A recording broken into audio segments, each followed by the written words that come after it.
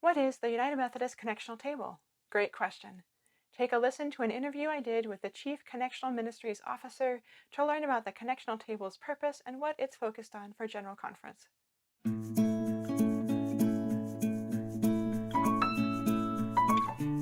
I'm Judi Kenaston. I am the Chief Connectional Ministries Officer for the Connectional Table. Tell me, what is the purpose of the Connectional Table? It's designed to be the center of the denomination. So it's where everything comes together in terms of our mission, vision, our resources, and all of those the areas that we work with. We work specifically with the Council of Bishops and the GCFA, which is the General Council on Finance and Administration. We're tasked with stewarding the vision and resources for the mission and ministry, and providing fiscal responsibility and establishing policies that will carry out that mission and ministry. And we're also within the Connectional Table, we have the general secretaries for all of the agencies, and they are on the Connectional Table with voice but no vote, because our finances obviously go to the agencies, but the presidents of all the agencies are members of the Connectional Table. And so that's one of the other areas that the Connectional Table is responsible for, is the evaluation and oversight of the general agencies. What would you say is the overall impact of the Connectional Table on the United Methodist Church? It varies depending on the work that's done in collaboration with the other agencies that I mentioned. I think we've developed a good relationship with the Council of Bishops, and we're really looking at how we relate to them in terms of fostering the vision, because that's also their responsibility of setting the vision. And so together, these two groups work to set the vision, and then are looking at ways that we can make that be more effective in setting leadership and the direction for the United Methodist Church. We also work with GCFA on stewarding resources, and so that also we define our roles and how we collaborate with them. What legislation has the Connectional Table submitted to the upcoming General Conference? We have two things that we've submitted, and I'll do the easy one first. We have a board makeup task force that presented legislation to adjust the membership of the CT. And that would increase the membership from outside of the U.S. and decrease the membership from the jurisdiction. So we're hoping that will pass. We'd like to do some further adjustments in the future, but we thought that this was a good starting place this year. And so that legislation is in the packet that was just released for this upcoming General Conference. But in 2019, for the 2020 General Conference, we submitted our U.S. as a regional conference legislation. And that's what I had worked on as a member of CT. Just a little history about that. We started off in working with the Standing Committee on Central Conference Matters back in when they were tasked with presenting the General Book of Discipline. That was in 2012. It was given to them to work on that. The Standing Committee recognized that they needed that the church needed a way for the U.S. to do the adaptable work that the General Book of Discipline was going to require. But the Standing Committee also recognized that that was outside of the purview of what they had been asked to do. And so the Connectional Table took that on as a way to create a place for the United States to do adaptable work, which the Central Conference has already had the ability to do. So working with WestPath, we developed legislation that we presented, and it was in the original ADCA that came out in 2020 in January. And that legislation was a two-step process that would allow for the U.S. to first form a regional committee that would allow it to bring any legislation that was dealing specifically with U.S. information, that they could approve that. That with that committee, it would still need to come back to the whole plenary at General Conference. So it would act more like a legislative committee. But that was the first step that we had submitted, and then hopefully, if the constitutional amendments that enabled that to happen were passed, then that legislation would allow the U.S. to be a regional conference, and then they would be able to make those decisions in a regional way, just as the central conferences were able to do. And one of the reasons Westpath was involved is that with our pensions, we spent a lot of time dealing with pensions for U.S. Clergy, and that doesn't affect anyone outside of the US, but yet they have to be informed about our pension system. They have to learn how it works. They have to vote on it. And it's a waste of time to spend that kind of time for the whole general conference on something that's US specific, such as that. In fact, most of the things that are in the Book of Discipline, if you look at it, are very US centric. So we were trying to allow for that place for that to happen for the US. Is there any other legislation that you want to highlight? At the end of 2019, a group formed called the Christmas Covenant, and that was people from around the central conferences. They used the Connectional Table legislation, and they expanded it to make regions all across the church. So each central conference would be a region. So that vastly expanded that legislation, and that was called the Christmas Covenant. Then, of course, you know what happened next, and so we've been on hold for a while. And they have during this time period done a lot to promote the legislation and really encouraged the idea of regionalization around throughout the church in the central conferences and also in the U.S.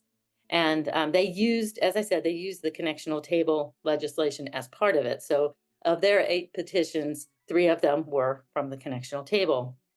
They had asked for the Standing Committee to endorse their proposal, and the Standing Committee wanted to look at it and see, but they wanted to make sure that it was within supporting their values and how they saw the legislation needing to be. So they came back to the Connectional Table and asked if we could work together just to perfect that legislation. So this is 3 years on after it had been presented in 2020. So this past year, in 2023, the Connectional Table, which included a member of the Christmas Covenant team and the Standing Committee, had a group that worked together to produce the legislation that is now also before the General Conference, and that's the regionalization petitions. I want to affirm that the values that we specified were very similar, and we really all of the groups that were working had the value of equity. We wanted to decolonize our mission and relationships and the structure of the church. We wanted to give all the region's agencies power to make decisions and lead with integrity. We wanted some self-determination within the connectional system. So while still being related connectionally, you would be able to make some self-determination. We wanted to have a way to steward the gifts that we have within the church. We really wanted to decenter the U.S., and that was a primary value throughout all the conversations that we had, and focus on mission and ministry while maintaining our Wesleyan doctrine and theological doctrine and identity. So all those things were very important. There are 8 petitions within the legislation. Of those, the first one has all the constitutional changes. The petition 2 is the changes that would be necessitated by those constitutional changes. So the constitution would be changed, but then the discipline would also need to be changed to update it in those various areas. So that's petition 2. And the petition 3 is enabling legislation that updates paragraph 2201, which is the paragraph that deals with the Standing Committee on Central Conference Matters. The 4th petition is enabling legislation that replaces the word central conference with regional conference throughout the Book of Discipline. I mean, you can imagine how many times those words are used, and that's all that petition does, is just change all of those places that it needs to be changed. And then you get into the legislation that was the USRC, the U.S. is a regional conference legislation that was submitted originally by the Connectional Table. This is 5, 6, and 7. And the first one is the paragraph that it's a new paragraph, and it establishes that interim U.S. Regional Committee, which would be what we used to call stage one of that proposal. Petition number 6 is a non-disciplinary petition, and that enables the creation of this interim committee that's established in paragraph in the new paragraph 507 in petition number 5. And then the final USRC petition is a non-disciplinary petition that creates the plan of how the regional conference in the U.S. would be organized. So it just specifies who's involved in that, how it happens, how the committee is named, and then what will happen to create that U.S. regional conference. And then the last petition number 8, which I think is a really important one and something that we should celebrate, is a petition that it's a non-disciplinary petition, but it allows for a committee to update and perfect the regional conference structure. So this was put in by the Christmas Covenant, but the standing committee strengthened it some and gave it some specific guidelines, such as to look at the jurisdictional conferences to see whether that's something that we need to have, something that if it's something that we need to have everywhere, or whether we don't need to have them in the U.S., or whether we need to keep a hybrid system. And then the other thing that it allows, that they ask them to consider, is how can we look at this? How can we look at decisions that are made regionally so that we can have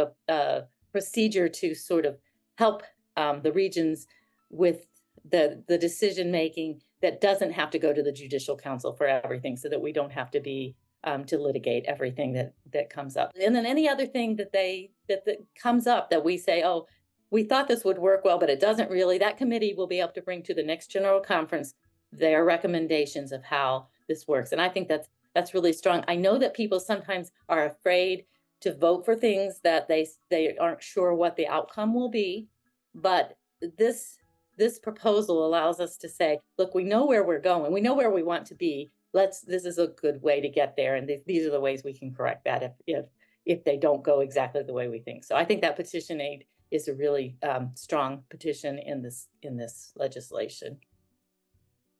Focusing perhaps on the regionalization legislation in particular, what would happen if this legislation passed or did not pass?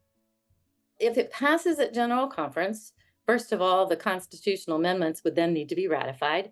That could take probably up to 2 years before we would actually know the results of that. At that point, we would want to make sure that that the proposals are well explained in the annual conferences, and that people know what they're voting on. They know what's happening. At this point, I think the General Conference delegates are kind of being aware, or becoming aware, and hopefully more aware as time goes by. But we'll need to do a lot of education within the annual conferences as to what actually the legislation does, and what benefits they might receive, and what this means for the whole church. So I think that's going to be really, really important that we do that. So if that passes, now the other thing that's significant, if all of the petitions pass, you would have the ability to do a U.S. regional committee that would be able to obviously start working on whatever the General Book of Discipline allows to be adapted. And what would you say would happen if the legislation did not pass? That's not something I really like to contemplate, but we're where we are if that doesn't happen. I think there's a strong move for autonomy in some of our central conferences, so they would have to make those decisions of how autonomous they want to be. I would hope that we wouldn't lose sections of the central conferences, but that's a possibility.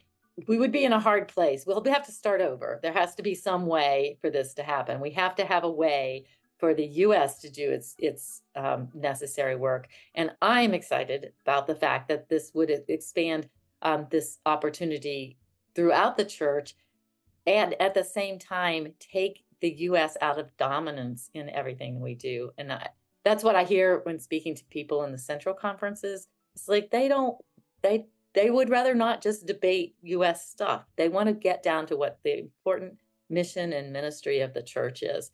And if we could spend our time at General Conference in that efficient way and really be able to look at what's important to us connectionally, then I think that would be, such a wonderful advantage. Is there anything else that you wanted to make sure you shared that I haven't asked you about yet?